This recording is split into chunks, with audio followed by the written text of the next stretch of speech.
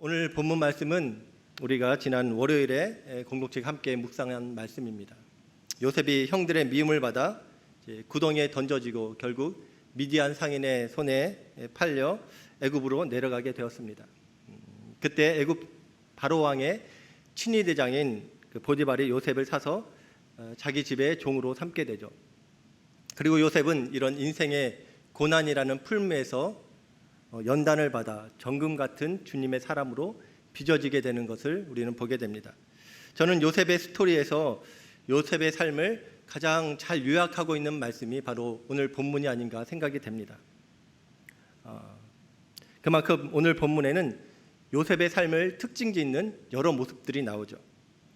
그리고 요셉의 삶을 잠잠히 저희가 묵상해 보면 그 안에 예수 그리스도를 보게 되는 그런 은혜가 있습니다. 요셉의 삶이 예수님의 삶을 많이 닮았다는 것을 우리가 묵상하면서 느끼게 되실 것입니다.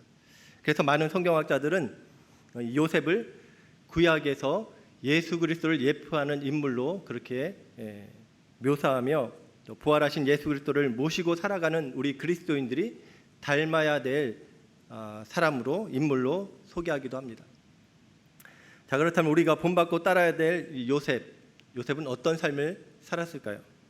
그의 삶의 특징이 무엇일까요? 오늘 그 부분을 함께 나누면서 우리가 은혜 받기 원하고 또 예수님을 닮은 그 요셉을 통해서 우리가 또 그 모습을 닮아가기를 주의 이름으로 축원합니다. 요셉 어떤 사람이었나? 첫 번째로 요셉은 하나님의 형통을 경험한 자였습니다. 2절 말씀에 보면 여호와께서 요셉과 함께 하심으로 그가 형통한 자가 되어 그의 주인 애굽 사람의 집에 있으니라고 나옵니다. 요셉의 삶을 특징 짓는 여러 단어들이 있겠지만 하나를 꼽으라면은 저는 바로 이 형통이라는 단어를 생각하게 됩니다. 오늘 본문 39장에만 3번 이 형통한 자라는 말이 나오죠. 3번 나옵니다. 2절에 나오고요. 또 3절에도 나오고 또 마지막 절인 23절에도 나옵니다. 형통은 히브리어로 찰라흐인데 발전하다, 유익하다, 성공하다라는 뜻을 갖고 있습니다. 제가 그래서 어느 네이버의 국어 사전을 찾아봤습니다. 형통이라고 치니까 어떻게 나오냐면 모든 일이 뜻대로 잘 되어감 이렇게 나오더라고요. 모든 일이 뜻대로 잘 되어감. 요셉이 이렇게 모든 일이 뜻대로 잘 되어가는 형통을 경험했다는 것입니다. 그런데 여러분 여기서 우리가 주의해야 될 것이 있습니다. 무엇이냐면 바로 누구의 뜻대로 잘 되어갔느냐는 것입니다. 누구의 뜻대로. 형통이 모든 일이 뜻대로 잘 되어감인데 누구의 뜻대로 잘 되어가는 것이 형통이냐는 것입니다. 흔히 사람들이 생각하는 형통은 자기가 원하는 것, 원하는 대로 일이 술술 잘 풀리는 것입니다. 어떤 방해도 없이 내가 계획하고 뜻한 것이 순적하게 이루어지는 것, 그것을 형통이라고 생각합니다. 원하는 대학에 합격하고 원하는 직장에 들어가고 또 맡은 프로젝트가 아무런 막힘없이 성공할 때 그때 일이 참 순적하게 진행된다. 일이 형통하다라고 그렇게 이야기합니다. 그러나 여러분 진정한 형통 또 성경적인 형통은 그런 것이 아닙니다. 모든 일이 내 뜻대로 잘 되어가는 것이 아니라 그 모든 일이 하나님 뜻대로 잘 되어갈 때 그것이 진정한 형통이 되는 것입니다. 여러분 만약에 내가 계획한 것이 내 뜻대로 잘 되어간다면 그것이 진정으로 형통일까요? 우리는 실수가 많고 또 연약한 존재입니다. 내가 계획한 대로 다 이루어진다면 오히려 그것은 내게 재앙이 될 수 있습니다. 그래서 하나님의 뜻대로 되어지는 인생이 형통한 인생이 되는 것이죠. 요셉의 삶이 그랬습니다. 여러분 오늘 본문에 보면 요셉의 삶이 형통했다라고 하는데요. 그의 삶의 자리가 어디입니까 지금? 그의 삶의 자리가 그가 그가 원하는 것, 그가 뜻한 것이 이루어진 자리인가요? 그가 애굽의 총리가 된 자리인가요? 그렇지 않습니다. 그가 있는 곳은 보디발의 집입니다. 그리고 보디발의 감옥입니다. 그곳에 그의 신분은 종이고 또 죄인입니다. 자신의 뜻과 계획이 다 꺾인 자리입니다. 그런데 그 자리에서 요셉의 삶이 형통했다고 성경은 기록하고 있습니다. 어떻게 그럴 수 있었을까요? 그것은 바로 그의 삶의 형편이 어떠하든지 간에 요셉을 향한 하나님의 뜻이 그의 삶을 통해서 또 그의 삶의 자리에 그를 통해 온전히 이루어졌기 때문입니다. 그래서 그의 삶을 형통한 자의 삶이라고 이야기하고 있는 것이죠. 그러면 어떻게 요셉이 하나님의 형통을 이루는 삶, 또 경험하는 삶을 살 수 있었을까요? 그 답이 오늘 본문 요셉이 형통한 자가 되었다라는 그 말이 나오는 그 앞에 있는 그 말에 다 나와 있습니다. 2절에 보면은 여호와께서 요셉과 함께 하심으로 그가 형통한 자가 되어라고 나오죠. 그가 형통한 자가 되었다는 그 말 앞에는 항상 이 말이 나옵니다. 여호와께서 그와 함께 하심으로. 여호와께서 요셉과 함께 하셨기 때문에 요셉의 삶이 형통했던 것입니다. 그리고 요셉이 임마누엘로 그와 늘 함께 하시는 그 하나님을 바라보면서 성령 안에서 말씀과 기도로 자신을 향하신 하나님의 뜻을 발견하고 오늘 자신에게 감동으로 주신 그 감동에 순종하며 매일매일 하루하루를 살았기 때문에 그랬기에 하나님의 뜻이 그를 통해 그가 거한 곳에 온전히 이루어질 수 있게 되었던 것입니다. 하나님의 형통이 이루어지게 된 것이죠. 사랑하는 여러분, 우리도 요셉처럼 하나님의 형통을 경험하고 또 이루는 자가 되어야 될 줄 믿습니다. 오늘 하루의 삶에 내 뜻과 내 계획을 고집하는 것이 아니라 오늘 이 자리에서 나를 통해 이루기 원하시는 하나님의 선하신 뜻, 그 뜻을 말씀과 기도 가운데 발견하고 오늘 하루 그 뜻에 순종함으로 하나님의 나라를 이루는 삶을 살아야 되는 줄 믿습니다. 이것이 곧 하나님의 뜻이 이루어지는 진정한 형통한 삶인 줄 믿습니다. 그런 삶을 살아가는 우리 모두가 되기를 주의 이름으로 축원합니다. 아멘. 두 번째, 요셉 어떤 사람이었나요? 요셉은 바로 하나님의 임재를 보여주는 자였습니다. 하나님의 임재를 보여주는 자. 3절 말씀 같이 한번 읽어보겠습니다. 자, 시작. 여호와께서 그와 함께 하심을 보며 또 여호와께서 그의 범사에 형통하게 하심을 보았더라. 이 구절에서 제가 주목한 단어가 있습니다. 어디일까요? 보며 보았더라. 보디발은 요셉을 통해서 보았습니다. 무엇을 보았나요? 하나님이 그와 함께 하심을 보았습니다. 또 하나님이 요셉의 범사에 형통케 하심을 보았습니다. 한마디로 요셉은 하나님의 임재를 보여주는 자가 되었다는 것입니다. 여기서 우리가 생각해야 될 것이 있습니다. 요셉이 승승장구해서 애굽의 총리가 되었을 때 그때 그와 함께 하시는 하나님이 보여진 것이 아닙니다. 오히려 요셉이 보디발의 집에서 종으로 있을 때 억울한 누명을 쓰고 감옥에 갇혀 있을 때 그때 요셉과 함께 하시는 하나님이 보여지고 또 범사에 형통케 하시는 하나님이 보여졌다는 것입니다. 어떻게 보디발이 요셉에게서 하나님의 임재를 볼 수 있었을까요? 어쩌면 요셉이 그 가정에 종으로 들어와서 그가 하는 일마다 순적하게 잘 이루어지고 또 가정이 평안한 것을 보면서 이 보디발이 요셉과 함께 하시는 하나님을 볼 수도 있었을 것입니다.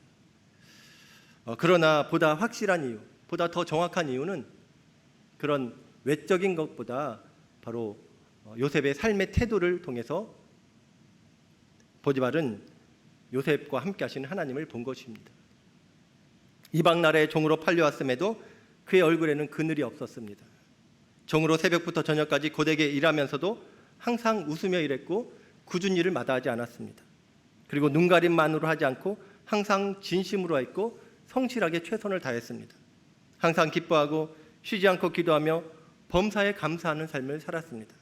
이런 요셉의 모습이 보디발에게 잊지 못할 감동을 준 것이죠. 어디에서도 느껴보지 못한 그런 영적인 감동을 받은 것입니다. 그래서 어느 날 보디발은 요셉을 불러놓고 이렇게 그에게 이야기하는 것이죠. 요셉, 사실 나는 하나님을 잘 모르지만 너를 보니까 하나님이 살아계신 것 같아. 너를 보니까 하나님이 함께 하시는 사람 같아. 이렇게 보디발은 요셉을 통해 하나님의 임재하심을 보고 또 하나님을 경험하게 되었던 것입니다. 사랑하는 여러분, 요셉처럼 우리도 말과 또 삶으로 하나님의 임재를 보여주는 자가 되어야 될 줄 믿습니다. 주위 사람들이 우리를 통해서 하나님을 볼 수 있어야 되는 것이죠. 그런데 여러분, 어떻게 하나님을 볼 수가 있을까요? 바로 우리가 임마누엘로 우리가 영원토록 함께 하시는 그 예수님을 바라보며 그 예수님과 함께하는 삶을 살아갈 때입니다. 고난이 닥쳐와도 낙심하지 않고 주께 소망을 둘 때입니다. 아무것도 없어도 나를 구원해 주신 예수님으로 만족하고 감사할 때입니다. 예수님의 마음으로 영혼을 섬길 때입니다. 작은 예수로 살아갈 때입니다. 그럴 때 세상은 우리를 통해 하나님을 보고 하나님을 인정하게 되는 것입니다. 그렇게 세상 가운데 하나님을 보여주는 자 되실 수 있기를 주의 이름으로 축원합니다. 지난 주간에 대전 성취화대회 주관으로 축구대회가 있었습니다. 그때 저희 교회 축구선교회도 참여해서 담임 목사님과 응원차 이제 방문했는데, 그곳에서 교제하면서 축구선교회 회장이신 윤강용 집사님께서 회원들과 함께 축구하기 전에 한번 좀 마음을 다잡았으면 좋겠다 하면서 쓴 이제 축구 10계명이라는 글을 보았습니다. 축구 10계명. 회원들이 이제 매주 토요일마다 운동을 하는데 기도하고서 이제 시작을 하거든요. 그런데 먼저 이 축구 10계명을 이제 말씀처럼 읽고서 이제 기도하고 운동을 시작한다고 합니다. 그 10계명을 보면서 이분들이 삶의 현장에서 정말로 예수님을 보여주는 자구나, 그런 생각이 들더라고요. 한번 띄워주세요. 한번 보겠습니다. 축구 10계명에서 나오는 내용들이 이렇습니다. 잘 안 보이시죠? 죄송합니다. 제가 읽어드릴게요. 주를 사랑하고 동료 사랑함이 모든 것 위에 우선임을 잊지 말라. 운동 경기의 승리보다 한 영혼 구원의 열정을 불태워라.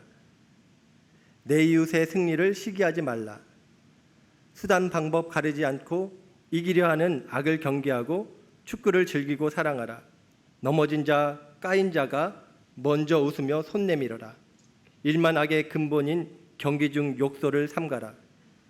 심판에 불복하는 자, 말 많은 자는 팀 차원에서 훈계하라. 모든 임원단은 늘 깨어 기도하라. 가정사역을 통해 배우자의 지지를 받아라. 자신의 신체는 하나님이 주신 선물로 보호하고 건강하게 유지하라. 축구 10계명입니다. 제가 이게 어디 인터넷에 떠도는 글인가 찾아보니까 안 나오더라고요. 안 나오고 축구 10계명이라는 다른 이제 글이 있는데 보니까 항상 볼을 주시하라, 또 마크를 벗어나라, 이런 이제 내용들만 가득하더라고요. 여러분, 축구 선교회에는 우리 교회 성도님들만 계신 것이 아니라 거기 전도 대상자 VIP들도 함께 운동을 하고 계십니다. 그분들이 축구 선교회 지체들과 교제하며 무엇을 느끼고 또 무엇을 보겠습니까? 믿는 사람들은 뭔가 다르구나, 그것을 느끼고 또 그들을 통해서 예수님을 보지 않겠습니까? 바라기는 우리 늘사랑의 모든 가족들이 삶의 자리에서 요셉처럼 하나님의 임재하심을 보여주는 자들이 될 수 있기를 주의 이름으로 축원합니다. 하나님의 영광을 반영하는 우리 모두가 되기를 주의 이름으로 축원합니다. 세 번째, 요셉은 어떤 사람이었습니까? 바로 요셉은 하나님의 복을 나누는 자였습니다. 하나님의 복을 나누는 자. 요셉은 하나님의 형통을 이루는 자입니다. 하나님의 임재를 보여주는 자입니다. 그래서 결과적으로 나타나는 것이 있는데, 그것이 바로 그 자리에, 요셉이 있는 그 자리에 하나님의 복이 임한다는 것입니다. 요셉을 통해 하나님의 복이 그가 속한 공동체에 흘러 들어가게 된 것입니다. 한마디로 요셉이 복의 통로가 되었던 것이죠. 5절 말씀 같이 한번 읽어볼까요? 자, 시작. 그가 요셉에게 자기의 집과 그의 모든 소유물을 주관하게 한 때부터 여호와께서 요셉을 위하여 그 애굽 사람의 집에 복을 내리심으로 여호와의 복이 그의 집과 밭에 있는 모든 소유에 미친지라. 여호와의 복이 보디발의 집과 밭에 있는 모든 소유에 미쳤습니다. 언제 그렇게 되었나요? 바로 보디발이 요셉을 신임하여 그를 가정의 총무로 삼고 그에게 모든 것을 맡긴 때부터입니다. 보디발이 하나님을 믿고 잘 섬겨서 그가 복받은 것이 아닙니다. 하나님께서 요셉을 위해서 그렇게 하셨다고 합니다. NIV 성경에 보니까 이 말을 because of Joseph이라고 번역해 놓았습니다. 요셉 때문에 그렇게 하셨다는 것이죠. 요셉 때문에 보디발의 집에 하나님의 복을 허락하셨다는 것입니다. 사랑하는 여러분, 이것이 바로 우리 그리스도인들의 삶에 나타나야 될 가장 중요한 특징이라고 믿습니다. 나 때문에 내 주위 사람들이 복을 받아야 되는 것입니다. 나 때문에 내 주위 사람들이 억울해하고 원통해하고 또 괴로워하면 안 되죠. 나 때문에 행복해하고 나 때문에 살만 나고 나 때문에 하늘의 복이 임하는 은혜가 있어야 될 줄 믿습니다. 저는 저와 우리 늘사랑의 모든 권속들이 어느 곳에 가든지 그곳에 복이 되기를 간절히 소망합니다. 사실 우리는 하나님의 복을 품고 살아가는 사람들입니다. 복음이 복 자체이죠.